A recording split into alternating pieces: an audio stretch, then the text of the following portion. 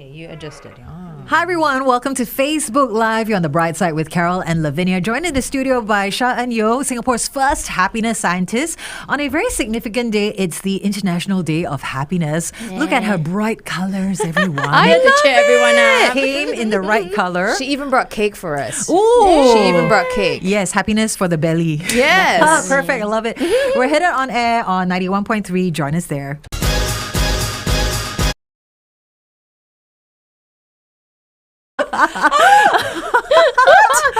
If we had to pronounce the word the way it's spelled, that would be it, right?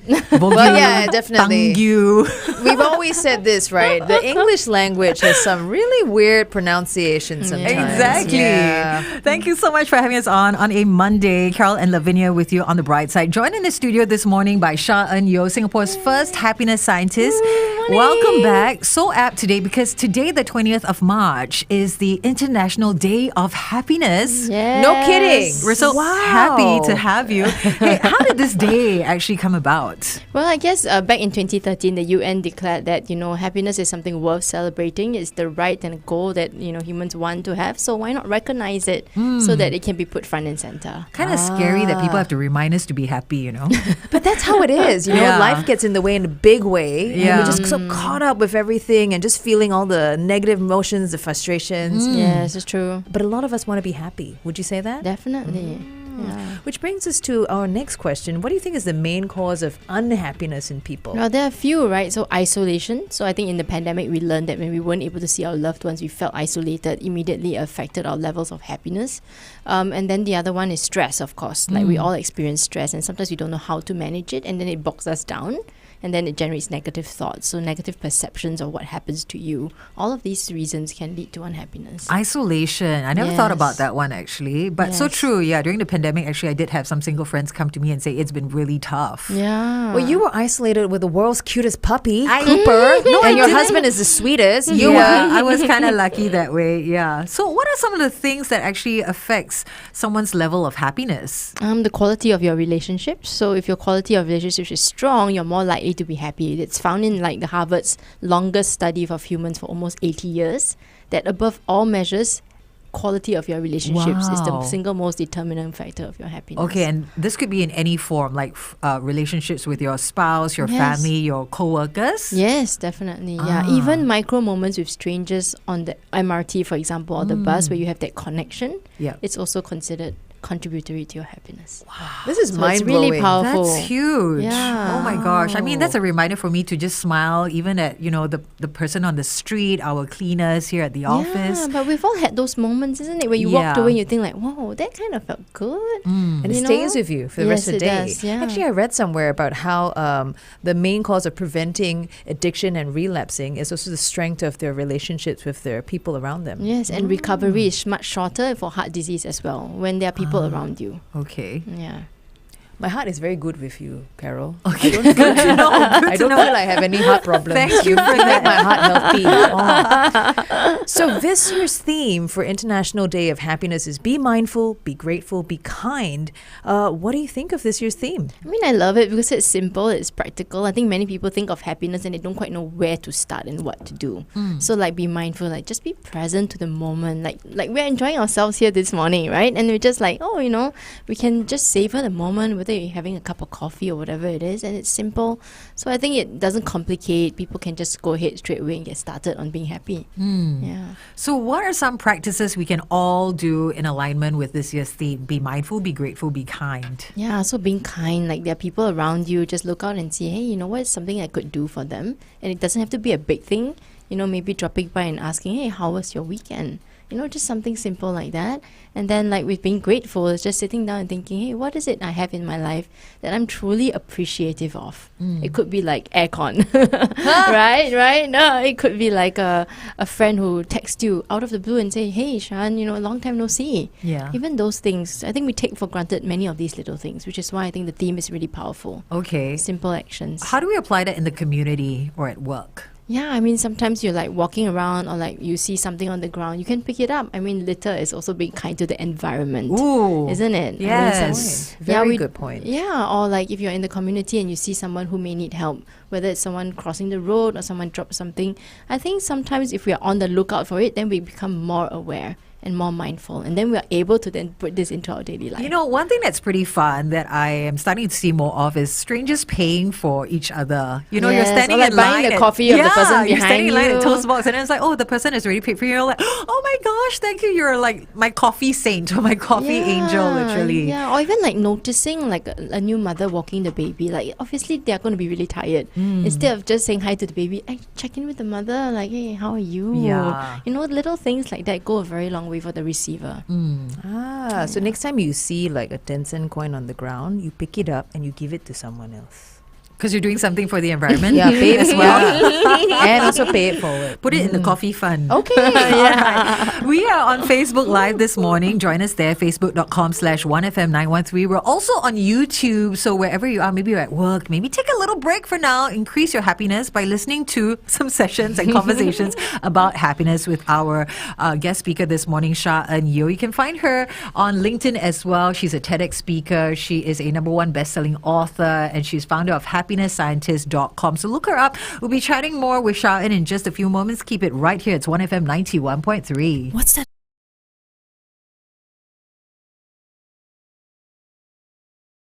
Sha-En, thank you so much for being cake. You definitely speak to our souls. No, and she's Singapore's really- love language is like food, you know. Yeah. It is. And look at her. This awesome like get up, you know, that bright yellow color. The cake itself is, I believe, orange with Orange butter cake. Oh my gosh. Okay. Cannot I wait. put a got my- whole orange in there, so when you eat it, you let me know, okay? Oh, can we go for a little break. cake break? Yes, With coffee, please. Yes. I will even buy Be it for the mindful person with your behind cake. me. Cake mindfulness. Hey, Sha-En, we were talking about a study that came out of Finland earlier. Yeah, so Finland was actually, you know, they've been named the world's happiest country for like 5 consecutive years. And recently they have this whole thing, they want to share their secret to their happiness with the world. And they're actually offering an all expense paid trip for 10 global tourists to come to Finland. Oh, where can I sign up? Yeah, visit finland.com. I kid you not. And you can attend a masterclass on happiness. I want to know this. Why are the Finnish people so happy? I think the Scandinavian countries have often come out on top of the World Happiness Report, which will be launched later today as well. Oh. And one of the things that I recall hearing is that there's a very high level of social trust. So like, you know, you can literally leave, I'm not being irresponsible, but you can go for a cafe and put your baby outside. And this was a story I heard when I attended a talk. And the mothers would all have coffee inside the cafe, and there's no issue putting a baby monitor in the pram. And when the baby makes noise, then they just go out, attend to the baby, and then they continue with their coffee. So it isn't like you have to spend all your time fussing over the baby and not having your me time. That's amazing. I Yeah, love that. Also, and- no queues. You don't have to queue for anything. You just put the baby out there. I'm guessing that's also saving them a lot of stress. And probably this is like a smaller cafe, not like an IKEA-sized one where Yes, you need binoculars to look for your child. Yeah, but the thought when she said that, I was like, oh my god, I can't even imagine doing that. I'll be so kanchiong the whole tea break, right? Like As a thinking about it Singaporean, all the I'd be time. like, what is going on? You wouldn't even think of doing that. But I Yes. feel like this, you know, ties back to what you pointed out about how, you know, relationships and the strength of relationships really Yes. tie into a great amount of happiness, because now the mothers can all get together, then you know, they Yeah. can talk Yes, and all yes. And that. also your community, you trust your community, Exactly. and you know you feel safe. There's also this concept of hygge that you brought up, or hygge, Yes. like we saw in Frozen. Hygge, the one where they're in the sauna. Coziness by the fireplace. Yeah. I mean, we don't need fireplaces here in Singapore, but like that warmth and coziness of just being content and satisfied with what you have instead of always constantly wanting more and more and more. And I think sometimes we have this expectation that if I get this, then I will be happy. Yes. But contentment's the opposite of that. I already am happy with what I have. Yeah. Really good Yeah. point. And actually, Carol, you brought up, you know, you were asking about the difference between Happiness and contentment. Like, Yeah. what is the difference there? Do we want to be happy or do we want to be contented, or is it both? Well, I mean, happiness, if it's a subjective state, is just mostly about feeling good. So, and that's one aspect of happiness, which is pleasure. And of course, like you eat the cake, we feel pleasure, we feel happy, right? Yes. Right? But then contentment is like a deeper layer of happiness. It's almost like, a satisfaction that things in your life are going well, not just the immediate experience of that positive emotion. So why are you the happiness scientist and not the contented scientist? Well, happiness is something that most people can relate to. Right. When we talk about it, they're like, I want to be happy. But of course, when we go into the nuances, then that's where the science comes in, because we talk about the different strategies you can get towards whatever you define as your happiness. We all Okay. have different definitions. So if I have cake, I'm happy, but if I don't have it, I'm still content with No, life. it's, life is still good. When the cake reaches your stomach, then you're contented. Oh, like you have the cake and you share it with somebody, right? Then you start to get that oozy, warm feeling, right? Then it moves into contentment because But you not think sharing about also the gives me relation- that Also true, I have it all to myself. Thank you, Carol, because you're saying what's on everyone's mind. But you're the only one who's brave enough to say it. You're welcome. I took one for the team. Hey, but the next question, I feel like asking it's going to get me in trouble, but should we be obligated to make unhappy people happy? I mean, honestly, do we have to even spend time with unhappy people? I don't want to. Oh, it shouldn't be obligated. The moment it's an obligation, then it brings feelings of dissatisfaction already. So, I mean, if there are people who are around you who are not happy, I mean, if you care for them, then you might want to spend some time and listen to them. But if they're not someone that you are really close to and then they just keep showing up, and we talked about boundaries last week, that's where we can put up some boundaries and tell yourself like, well, this is draining my energy and therefore I don't think I can spend time with this person often. They sap it all out of me. Yeah. No, but what if this is someone that you love, right? And they're just more, a bit of a Debbie Downer, but I care about them. Yeah, I mean, I think the quality of a relationship, the strength is important. So is it something you feel comfortable to raise and say, hey, I noticed that this has been happening. Like, you've been complaining a lot, you've been sighing a lot. Is everything okay? Like, we start with a check-in so that the person knows, like, we are coming from the heart. Yeah. Right? And instead of saying, hey, you are always like that, go and make my life miserable. Then obviously, the person is going to be like, hey, hello. Then they get into a state of defensiveness. And then you're not actually having a proper conversation. It's just more of attacking. What if this person is in your home, like in your household, and you're constantly having to confront this over and over? It can be tiring for both parties, right? It's true. So how do you, at what point do you think intervention, therapy? Yeah, I mean, I think if it's affecting, we always have these two criteria. Is it affecting your state of feeling good? Is it affecting your functioning? So if you're feeling good, not feeling good every day, like it's constant, and you're not able to function, like you come to work and you're still thinking about it, or this person doesn't know their boundaries and they keep texting you and harassing you or like asking all kinds of things, even when you've said please don't do it, then obviously that's time when you want to either make a bold decision to not be there, or spend less time at home, or tell the person like, do we really need to talk this out and agree on something that works for both of us? In other words, we need to sometimes have a difficult conversation about such matters. Okay, which is another topipic we want to get into. Yes, we yes. want to approach with Sha-En, huh? Yes. Hey, why? I thought Cooper is bringing you so much joy. Not referring to Cooper, though. What kind of unhappy situations do you find yourself in, Sha-En? I mean, you're the happiness scientist. I'm curious to see how you, as a pro, deal with it. Yeah. Oh my gosh. I mean, I have I would say like I'm actually ongoing some very challenging family matters, and that makes me unhappy. And during the time that I'm going through it, it's about my mindset. Like, I used to think, why me? Why do I have to go through all this? Like, why is it so hard on me and my sister particularly? But in recent times, I've asked myself, well, if I ask that question, I always get the same answer and it's not improving my well-being, then maybe I need to change the question. And so now I ask, well, why not me? Maybe I am in the best position to navigate this. Maybe I am armed with the tools and strategies to do this. And of course, as I ask that question, I feel like, hey, maybe it's a reframe on the situation that's going on. But of course, I am mindful that I need to take care of myself too. So that boundaries that we talked about, I just enforce that and say like, hey, this is what I can do for today. And I've done what I can and I'll just walk away. And I'll come back, take a good sleep, right? Sleep's really important for well-being. And then I come back the next day and look at it with a different perspective. That's really powerful. Just to add that word "not" into, instead of "why me," it's "why not me." I feel like a sense of empowerment to you in you having to deal with the situation that you're in, because you can't change the fact that you're in this situation. Right? And it it provides a little bit of distance and objectivity instead of a victim mindset. Because why me is like, oh, it's all happening to me, I'm powerless, I'm helpless. But why not me? It's like, okay, I can take control of this situation. Right. I can focus on the things that I can change, and I can put away the things that may not necessarily be movable at this point in time. I like that. Focus on the things you can change, and that will help move you from a victim mindset to an empowered one, where you are able to control some of these outcomes, or at least how you are feeling about a situation. That's right. That's great. All right. Thank you, Thank you for sharing that, Sha-En. Thank you for being so vulnerable and real with us. Definitely appreciate that.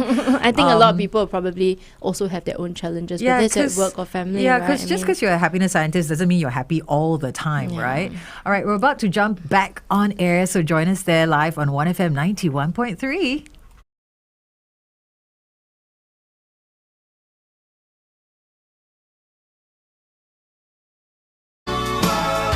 I am indeed very happy to be stuck with you two.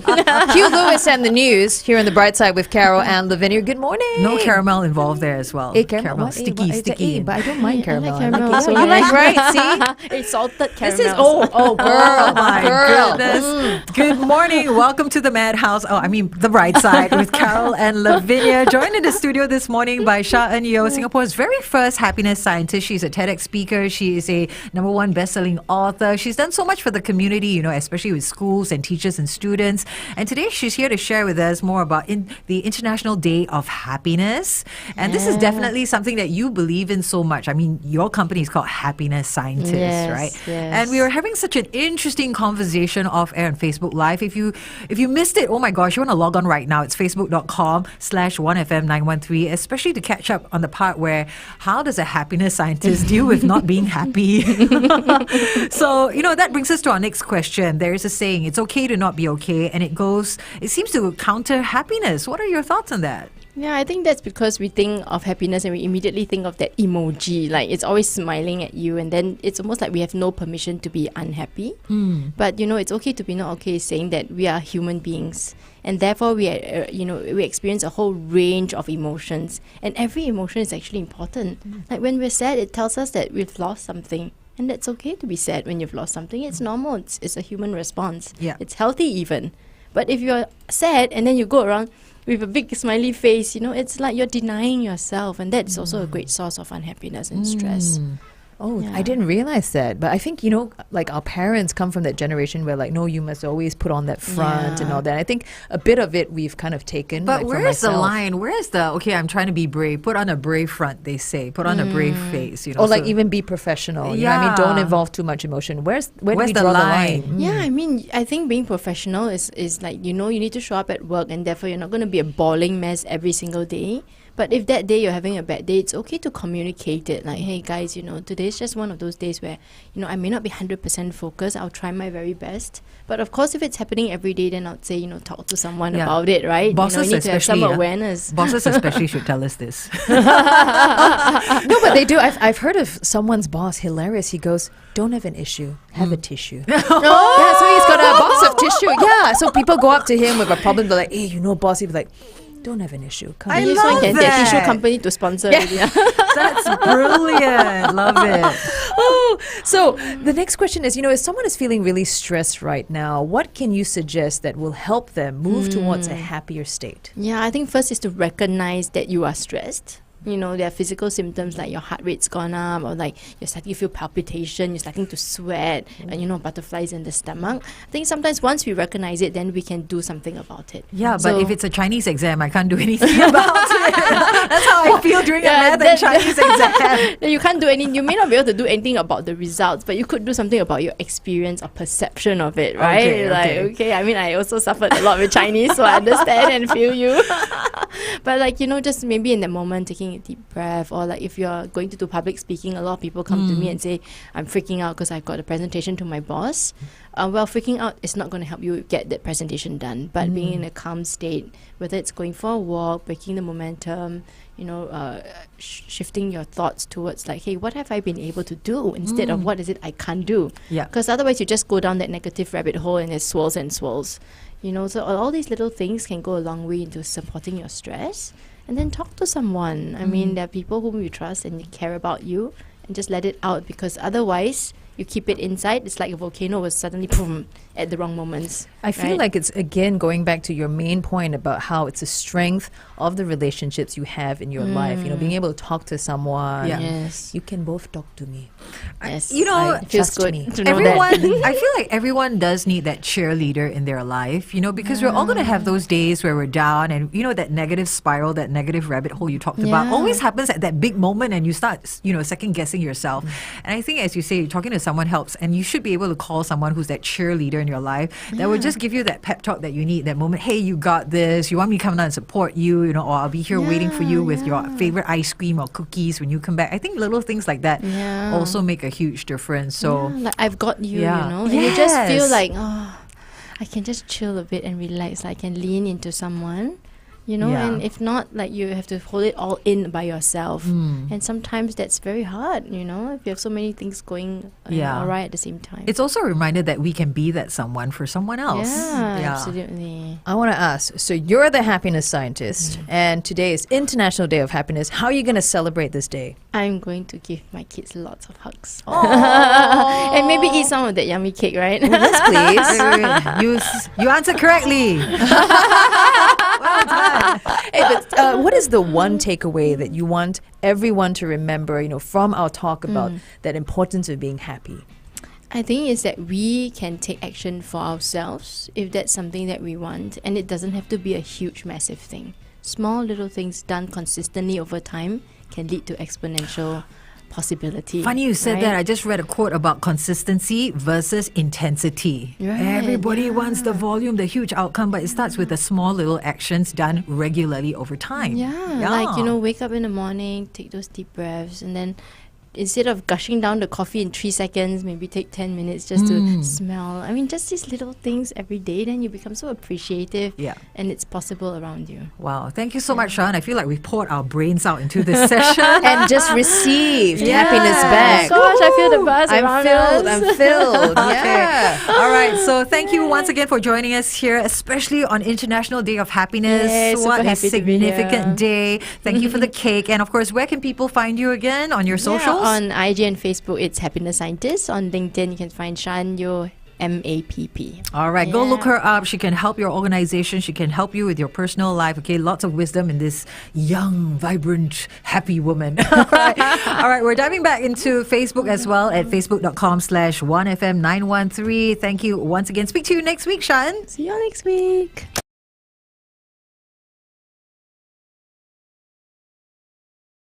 Great chat, loved it, and thank you for all these wise little nuggets. Definitely, it's that one little thing that somehow will click in us. Yeah, it's true. I think sometimes we think it's very complex. But I think over the years, I don't know, I've been doing this for like 12, 13 years. To me, it's the simple things.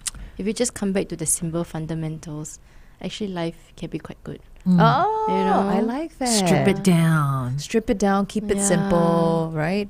What is Kiss, it? right? KIS. Keep Yeah. it simple, silly.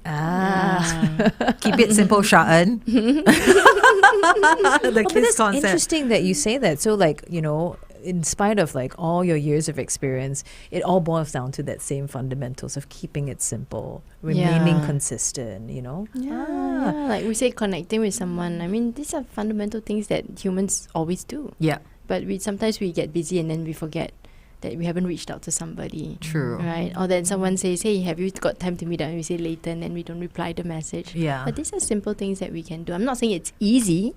Yeah, but there's a distinction between simple and easy, right? And that it's doable. Yeah. And we just need to be intentional about it. This relationship is one that I'm very grateful for. Thank you so Yes, much for so am journeying with us I. for so long. So, Sha-En, once again, massive thank you. Enjoy your International Day of Happiness with your kiddos. Yes, Eat I plenty of will. cake, and thank you for sharing the love with us. Yeah, Sharing happy your- International Day of Happiness, everybody. She bought an orange butter cake. All for us. Ha ha ha. Okay, lah, we will share with her.